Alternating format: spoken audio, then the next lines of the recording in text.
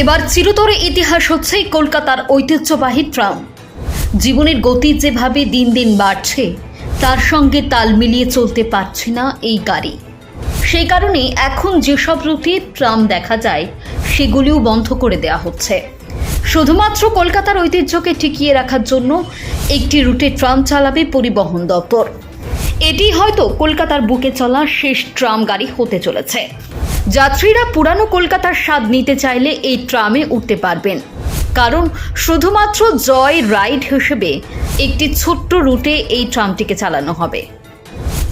British সময়ে কলকাতা ছিল ভারতের রাজধানী, তাই ঐতিহ্যের সবটুকু সেই কাল থেকেই কলকাতার বুকে রয়ে গেছে। তার মধ্যে অন্যতম হলো ট্রাম গাড়ি। বহুকাল ধরে কলকাতার রাস্তার ধীরগতির এই গাড়ি দেখা যায়, কিন্তু দিন দিন ট্রামের জনপ্রিয়তা কমে চলেছে। কোথাও উড়ালপুর নির্মাণ, কোথাও বা মেট্রো রেল তৈরির নামে শহরের একঝাঁক ট্রাম রুট উঠে গিয়েছে বছর 20 আগে। 2023-এ 150 বছর পূর্ণ করেছে, আর ঠিক তারপরেই বছরের অস্তিত্ব সংকটে ভুগতে শুরু করেছে কলকাতার এই ঐতিহ্যবাহী পরিবহন পরিষেবা। কলকাতায় মাত্র একটি রুটেই চলবে ট্রাম পরিষেবা।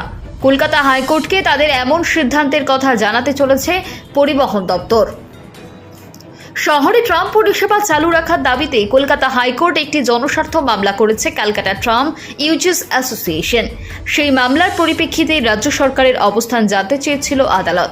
হাইকোর্টের সেই নির্দেশের ভিত্তিতেই একটি রুটের কথা জানাতে চলেছে পরিবহন দপ্তর। এই মুহূর্তে মাত্র 3টি রুটে যাত্রীরা ট্রাম পরিষেবা পান: টালিগঞ্জ, বালিগঞ্জ, গড়িয়াহাট, ধর্মতলা এবং ধর্মতলা শ্যামবাজার। কিন্তু নতুন সিদ্ধান্ত অনুযায়ী স্প্লানেড থেকে খিদিরপুরের মধ্যে যে লাইনটি দীর্ঘদিন ধরে বন্ধ রয়েছে সেই লাইনটিকেই ফের চালু করতে চাইছে পরিবহন দপ্তর। সূত্রে খবর, ওই লাইনটিকে সংকুচিত করে জয় রাইড হিসেবে কলকাতায় ট্রাম চালাতে চায় পরিবহন দপ্তর। কারণ প্রসঙ্গে জানা গিয়েছে, শহরের জনসংখ্যার তুলনায় রাস্তা অনেক কম। প্রতিদিন যান নিয়ন্ত্রণ করতে কালঘাম ছুটে যায় কলকাতা পুলিশের ট্রাফিক বিভাগের। তাই ট্রাম তুলে দিয়ে শহরকে আরও গতিশীল করে তোলার দাবি দীর্ঘদিনের। কলকাতা প্রশাসনের এই দাবি মেনে এতদিনই সেটাই হতে চলেছে বলে পরিবহন দপ্তর সূত্রে খবর। স্প্লানেড থেকে খিদিরপুরের মধ্যে চলাচলকারী ট্রাম পরিষেবাটি দীর্ঘকাল ধরে বন্ধ। আমফান ঘূর্ণিঝড়ের দাপটে ওই রুটে ট্রাম চলাচল করার জন্য তৈরি পরিকাঠামো পুরোপুরি ভেঙে পড়েছিল। সেই থেকে ওই রুটটি পুরোপুরি বন্ধ।